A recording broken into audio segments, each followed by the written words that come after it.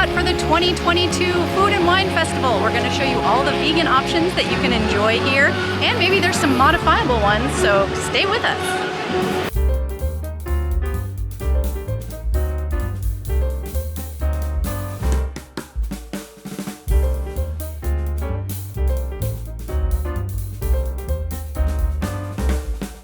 First up is a new booth this year with the Fry Basket, which has not only vegan as-is yuca fries, but you can also modify the fry flight. The salt and vinegar option is vegan as-is, but for the barbecue fries, leave off the bacon and aioli, and for the sweet potato fries, just leave the maple glaze on and that's it.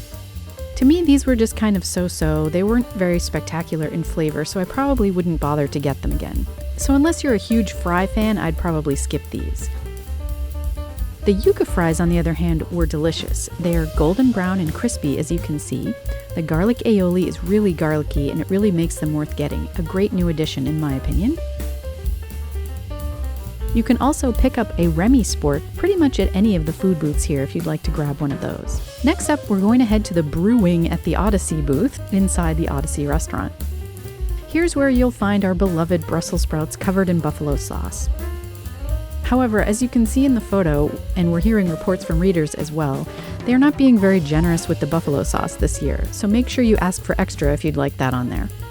They're still a favorite, and I prefer them well done, so I really enjoyed these, and will probably get them pretty much every time I visit Epcot. Next up is the Earth Eats booth, which is the all-vegan booth with two options this year. The Impossible Slider returns again with its wasabi cream and spicy slaw on a sesame seed bun. It hasn't really changed since it appeared a few years back, but it is consistently good. This year, the Impossible Meatballs dish replaces the Impossible Chili. You get Impossible Meatballs, which are pretty much the same that you can find across property. They don't really do too much different to it seasoning-wise, but they are delicious, and then that is on top of an herb polenta with a puttanesca sauce, which has tomatoes and olives. The polenta is really grainy, and it tastes a lot like grits to me, so it was a fun mix of savory and almost breakfasty flavors there. We also tried the Strawberry Freeze, which is $11. My daughter tried it and said she couldn't really taste the alcohol at all, so keep that in mind if you're spending $11 on a drink. You probably want to taste the alcohol in it. But it was very refreshing and very fruity. I will probably try the non-alcoholic one next time. We snuck away over to the Appleseed Orchard. Is that what it's called? Yes. Appleseed Orchard? Yes. Over in Canada, where the movie usually takes place, Canada Far and Wide, which is not showing right now. But you have this lovely scene behind us of a fall apple orchard, and there's a lot of ciders that you can get here that are vegan, but you can bring your vegan slider and your meatball in here and get some air conditioning because it is so hot out right now. So I highly recommend that. That's my tip for the day. And then you can get yourself a cider and relax and enjoy the views. You really should take advantage of Appleseed Orchard or anywhere that you can find air conditioning, especially during the beginning of this festival, because it's just going to be so hot out. Grab those air-conditioned moments when you can. Next up is the returning Tangerine Cafe, which has the same options as last year for us, with the falafel in a whole wheat pita and the dips, which you can modify to request the same whole wheat pita that comes with the falafel. And that way you can enjoy the dips as well.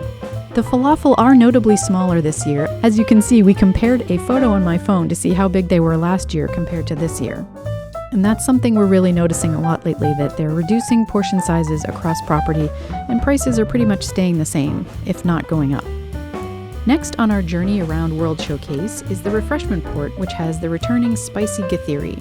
This changed last year to have the ancient grains and quinoa medley from Uncle Ben's because that's the sponsor. The refreshment port also has watermelon Dole Whip during the festival, so if you want something to cool down, this is a great spot to grab that when you're halfway around. We do enjoy this, but on this very hot day, it was one of the ones that I was just like, it's almost too hot to finish. It's a very hearty dish.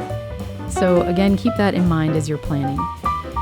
New this year at the India booth, replacing the chickpea masala, are samosas covered in a coriander lime sauce. These were absolutely delicious and I really enjoyed them. Not quite as good as the samosas at Sanaa, which I personally prefer, but I'm super glad that we can get samosas at Epcot, so I definitely will get them every time I visit as well. Lastly on our tour, we stopped at Shimmering Sips, which got rid of the banana bread and now has a guava mousse cake. I was a little worried because I'm not a huge guava fan, and this cake looked really big, but it actually was very light in guava flavor. It's a very, very sweet cake, and it has more of a custard texture versus mousse. The sugar cookie on the bottom is a little tough to cut through, but I prefer that over it being soggy. Again, very sweet, so keep that in mind. You're probably going to want to share this with someone. But I would definitely get it again. It's a good new addition. We also wanted to include where you can redeem Remy's Hide and Squeak scavenger hunt map here at the port of entry, which is one of those 2 large stores right when you enter World Showcase. And of course, food and wine merchandise is in here. It's a little sneak peek for you.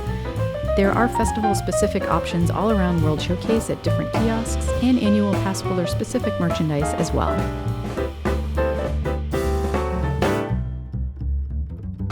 That's going to do it for our visit to the Epcot International Food and Wine Festival. All of the vegan items that are available right now. It just opened on July 14th.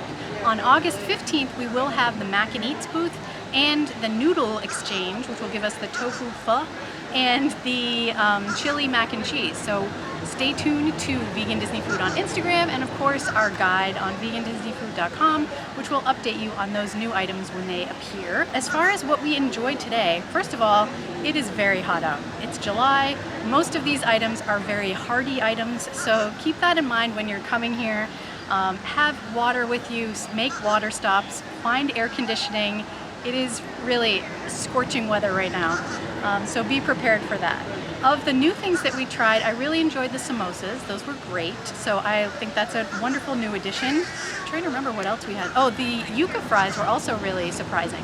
And of course, one of my favorites, the Brussels sprouts with buffalo sauce and blue cheese. So good. The guava cake was actually really interesting. It wasn't as guava forward as I thought it was going to be. There's a little hint of guava. It's very sweet, and the cookie underneath is also very sweet, so keep that in mind. There is also watermelon Dole Whip over at the refreshment port, which I'm sure I talked about in the voiceover, but make sure you stop and get some of that to keep you going as well in this heat. And yeah, that's going to do it. Make sure you check out our guide on the site, and if you enjoyed this video, be sure to give it a thumbs up. Subscribe for more vegan Disney food videos, your plant-based guide to the magic. Thanks so much for watching.